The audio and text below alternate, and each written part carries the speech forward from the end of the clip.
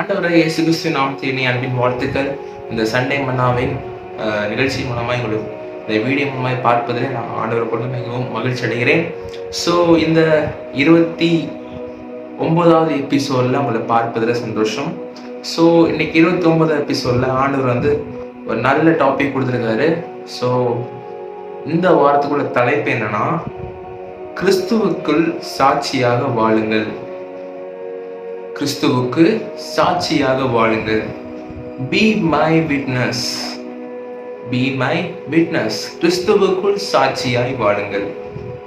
So இந்த செய்தி அநேக கிறிஸ்தவங்க பார்த்து கொண்டிருக்க அநேக கிறிஸ்தவங்களுக்கு இந்த வீடியோ நான் சொல்ல போகிற விஷயம் புரியும். ஆனால் மற்ற ஹிந்துஸ் முஸ்லீம்ஸ்லாம் கொஞ்சம் புரியாது. ஸோ அதனால் அவங்க மட்டும் வீடியோ ஸ்கிப் பண்ணிக்கோங்க. மற்றபடி கிறிஸ்டின்ஸ் பார்க்குறவங்க எல்லாரும் இந்த வீடியோ பாருங்கள், உங்களுக்கு நல்லா ஈஸியாக புரியும். ஓகே, நம்ம கிறிஸ்துவுக்குள் சாட்சியாக வாழுங்க. இதை பற்றி ஆண்டவர் அழகான வசனம் எழுதியிருக்காரு. எடுத்துக்கொள்ளலாம். வேதாகமத்தில் புதிய ஏற்பாடில் மத்தேயு எழுதின சுவிசேஷம் 5ஆம் அதிகாரம் 16ஆம் வசனத்தில் அழகாக எழுதியிருக்கு. நான் வாசிக்க கேளுங்க. தெரியாதவங்களுக்கு ஸ்க்ரீன் டிஸ்பிளே பார்த்து வாசிக்கலாம். அப்படியே மனுஷர் உங்கள் நற்கிரிகளை கண்டு பரலோகத்தில் இருக்கிற உங்கள் பிதாவை மகிமைப்படுத்தும்படி உங்கள் வெளிச்சம் அவர்களுக்கு முன்பாய் பிரகாசிக்க கடவுது. இந்த வசனத்தை நம்ம ஆல்ரெடி இந்த சண்டே மன்னா நிகழ்ச்சியில எபிசோட்ல ஒரு கேட்டிருக்கோம். ஸோ வெளிச்சமா இருங்க டாபிக் பேசுவோம். அதே மாதிரிதான் அந்த 5:16 சாட்சியா இருங்கள், கிறிஸ்துவுக்கு சாட்சியா இருங்க. அது மாதிரி அந்த வசனம் அந்த மீனிங்ல எழுதப்பட்டிருக்கு. ஓகே, நான் ஒன்று நான் சொல்றேன், உங்களுக்கு ஈஸியாக புரியும்.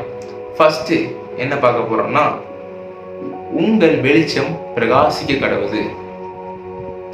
உங்கள் வெளிச்சம்னா ஏசு நம்மை உலகத்தின் வெளிச்சமாக வாழ அழைக்கிறார். நம்ம ஒரு வேளை நம்ம இருள் பிள்ளைகளா இருந்து இப்போ ஆண்டவர்களை வெளிச்சத்தின் பிள்ளையா மாறிக்கலாம், அப்படிதானே? ஸோ இப்போ நம்ம ஆண்டவர் எல்லா மக்களையும் எல்லா ஜனங்களையும் இப்போ வாழ்ற எல்லா மக்களையும் ஆண்டவர் எப்படி அழைக்கிறார் தெரியுமா? வெளிச்சத்தின் பிள்ளைகளா என்ன செய்யறாரு? அழைக்கிறாரு. நம் வாழ்க்கையில அன்பு இருக்கலாம், உண்மை இருக்கலாம், நல்ல குணங்கள் இருக்கலாம், மன்னிக்கிற குணம் இருக்கலாம், உதவும் மனம் இருக்கலாம், போன்ற கிறிஸ்துவின் குணங்கள் வெளிப்பட வேண்டும். இதெல்லாம் நான் சொன்ன எல்லா விஷயமும் இதெல்லாம் ஆண்டவர் பண்ணது. இதெல்லாம் கிறிஸ்துவின் வெளிப்பாடான சாட்சிகள். அன்பு, உண்மை, நல்ல குணங்கள், மன்னிக்கும் பக்குவம், உதவும் மனங்கள். இதெல்லாம் ஆண்டவருக்கு ரொம்ப பிரியமானது. அது மாதிரி நம்ம செய்யும் போது நம்ம கிறிஸ்துவ இந்த உலகத்துக்கு காட்டுற மாதிரி இருக்கும். ஸோ அதனாலதான் உங்கள் வெளிச்சம் பிரகாசி கடவுது. இதெல்லாம் வெளிச்சம். இதெல்லாம் பண்ணும்போது நமக்குள்ள இருக்கிற ஆண்டவர் வெளிச்சமாய் இந்த உலகத்துக்கு பிரகாசிப்பார். இரண்டாவது, மனுஷர் உங்கள் நற்கிரிகளை கண்டு. மனுஷர் நம்ம நற்கிரிகள் என்னன்னா, நம்மளுடைய நம்பிக்கை வார்த்தைகளில் மட்டும் இருக்கக்கூடாது. நம்ம வார்த்தையால என்ன செய்யக்கூடாது? நம்பிக்கையான வார்த்தைகளை மட்டும் பேசாம நாம் செய்யும் நல்ல செயல்கள் மூலம் மற்றவர்கள் இயேசுவின் அனுபவிக்க முடியும், அப்படிதானே? நம்ம இயேசு தெரியாத மக்கள்கிட்ட போய் சும்மா வார்த்தையால மட்டும் இயேசு நல்லவர், இயேசு வல்லவர் அது மாதிரி எப்படி சொல்லாம நம்பிக்கையான வார்த்தைகளை மட்டும் சொல்லணும். ஆனா அதை மட்டும் சொல்லாம நான் எதுவும் செய்ய மாட்டேன், நல்ல செயலே செய்ய மாட்டேன், ஆனால் இயேசுவை சொல்லணும்னா அது சாட்சியான வாழ்க்கை கிடையாது. எப்படின்னா, நம்ம ஆண்டரை பத்தி சொல்லணும், அதே மாதிரி முன்மாதிரியா என்ன செய்யணும்? வாழ்ந்து காட்டணும். மற்றவங்களுக்கும் நம்மளுக்கும் வித்தியாசம் தெரியணும். நல்ல குணங்களை ஆண்டவர் செய்த நல்ல குணங்கள் மாதிரி என்ன செய்யணும்? நம்மளும் செய்யும் போது அவங்க பார்க்க மாதிரி செய்வாங்க. நம்மளுக்கு இது இயேசுவின் அன்பை அந்த உலகத்துக்கு நம்ம காட்டுற மாதிரி இருக்கும். அதனால மற்றவங்களுக்கு நல்ல குணத்தை மட்டும் செய்யுங்க, நல்ல குணங்களை மட்டும் கற்றுக்கோங்க, அதுக்கு பிற இடத்துலையும் யூஸ் பண்ணுங்க.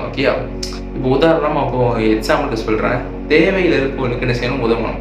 யாரையாவது தேவையோடு இருப்பாங்க தெரியுமா? அவங்களுக்கு உதவலாம். வேற மற்றவர்களை மதிக்கணும். நம்ம டீச்சர்ஸ், பேரண்ட்ஸ், வேற பெரியவங்க, மூத்தவங்க எல்லாரும் என்ன செய்யணும்? ரெஸ்பெக்ட் பண்ணணும்.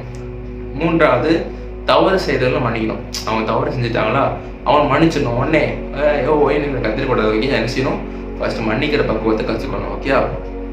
நேர்மையா நடக்கணும். Be honest. நேர்மையா இருக்கணும், எப்பவும் நேர்மையா இருக்கணும், பயபக்தியோட இருக்கணும், ஆண்டவருக்குள்ள பயமா இருக்கணும். தேவையான நேரத்தில் ஊக்கப்படுத்துவது. இப்போ யாராவது மனசோர்வோடு இருக்காங்கன்னா, மனக்கவலையோட வாழ்க்கையில நிறைய இழந்து உட்காந்துருக்காங்கன்னா என்ன செய்யணும்? நீ அவங்களை என்கரேஜ் பண்ணணும். ஊக்கப்படுத்தும் போது, நீ ஆண்டவருக்குள்ள ஊக்கப்படுத்தும் போது அது ஆண்டவர் பார்த்து சந்தோஷப்படுவார். ஓகே, இவை அனைத்து நான் சொன்ன எல்லாமே வாழ்க்கையின் மூலம் கிறிஸ்துவை காட்டும் வழிகள். ஓகே, நம்ம சொல்றது மூலமா வாழ்க்கையில நம்ம என்ன செய்யறோம், மற்றவங்களுக்கு கிறிஸ்துவ வெளிச்சமாய் காட்டுறோம். ஓகே, மூன்றாவது உங்கள் பிதாவை மகிமைப்படுத்தும்படி. இங்கே ஒரு முக்கியமான விஷயம் இருக்குது. ஓகே, என்னன்னா நம்ம நல்ல செயல் நம்ம புகழ்வதற்காக செய்யக்கூடாது. முக்கியமாக எல்லாரும் பண்ணிட்டு இருக்கோம், அப்படிதானே? நம்ம நல்ல செயலை செய்யணும்னா என்ன செய்யறோம், அதை தனியாக வீடியோ போட்டு அதை அப்லோட் பண்ணி நாங்கள் ஹெல்ப் பண்ணோம், சோஷியல் மீடியாவில் அப்லோட் பண்ணி என்ன செய்யறோம், இன்னைக்கு ஹெல்ப் பண்ணியிருக்கேன், இன்னைக்கு இத்தனை பேர் ஹெல்ப் பண்ணியிருக்கேன், இத்தனை பேர் ஹெல்ப் பண்ணிக்கலாம் என்ன செய்யக்கூடாது. இந்த மாதிரி சோஷியல் மீடியாவில் என்ன செய்யக்கூடாது, வீடியோ ஹெல்ப் பண்ணுறத காட்டி லைக்ஸ் வாங்குறது, கமெண்ட்ஸ் வாங்குறது அப்படிலாம் இருக்கக்கூடாது. ஏன்னா நம்ம ஹெல்ப் பண்ணுறது நம்ம முழு மனதோடு ஹெல்ப் பண்ணுறோம். அதே மாதிரி என்ன செய்கிறோம், மனதோட நம்ம மற்றவங்க ஹெல்ப் பண்ணும்போது அவங்க கஷ்டத்துக்கு நம்ம ஹெல்ப் பண்ணுற போது அதுக்கு எதுக்கு நீங்கள் சோஷியல் மீடியாவில் போகணும் அவசியமே இல்லை. மற்றவங்க பார்க்குறாங்க அதெல்லாம் மேட்டரே கிடையாது. நம்ம என்ன செய்யணும், ஹெல்ப் பண்ணணும். ஓகே, அதே மாதிரி என் வாழ்க்கையை பார்த்தவர்கள் இவருடைய வாழ்க்கையில் தேவனுடைய அன்பு இருக்கிறது. ஓகே, அதாவது சொல்லணும், ஒருத்தன் சொல்லணும் நம்ம வாழ்க்கையில வாழ்றதை பார்த்து நம்ம சாட்சியை பார்த்து என்ன சொல்லணும் தெரியுமா, இவன் தாண்டா கிறிஸ்தவன், இயேசுவின் அன்பு உலகத்துக்கு காட்டுறான்னு செய்யணும், மற்றவங்க சொல்லணும். ஓகே, இதான் நம்முடைய நற்கிரிகள். நம்ம அல்ல தேவனை மேம்படுத்த வேண்டும். நம்ம நல்ல செயல்களை நம்மளை அதை அட்வான்டேஜ் எடுத்து பெருமை பாராட்டாம அந்த நல்ல செயல்கள் மூலமா தேவனுடைய மகிமை அந்த இடத்துல செய்யணும், வெளிப்படணும். ஓகே, அதனால சாட்சியாக வாழ்வது என்றால் என்ன, இது கடைசி கொஸ்டின் வைக்கிறாங்க எல்லாரும். சாட்சியாக வாழ்வது என்னன்னா, சாட்சி என்பது தேவனை பற்றி பேசுவது மட்டும் இல்லை. அதாவது தேவனை பற்றினா தேவன் இப்படி வாழ்ந்தாரு அப்படி வாழ்ந்தாரு அப்படின்னு சொல்லி நினைச்சதோட சாட்சியா பேசுறது மட்டும் தேவனை பற்றி அல்ல, நம்ம வாழ்க்கையின் மூலமா இயேசுவை காட்டுவதுதான் சாட்சி. ஓகே, நம்ம வாழ்ற வாழ்க்கை என்ன செய்யணும், மற்றவங்களுக்கு இயேசு தெரியாத மக்களுக்கு நம்ம வாழ்ற வாழ்க்கை இயேசுவை அந்த மக்களுக்கு காட்டணும். அதை காட்டுவது மூலமா இயேசுவின் அன்பையும் அவங்க புரிந்து கொள்ள முடியும். அதே மாதிரி அவங்களுடைய ரட்சிப்புக்கான வழியாகவும் இருக்கும். ஓகே, அதனால பள்ளியில சரி, வீட்லயும் சரி, நண்பரிடத்துலையும் சமூகத்துல நம்ம எங்க இருந்தாலும் நம் நடத்தை கிறிஸ்துவை பிரதிபலிக்க வேண்டும்.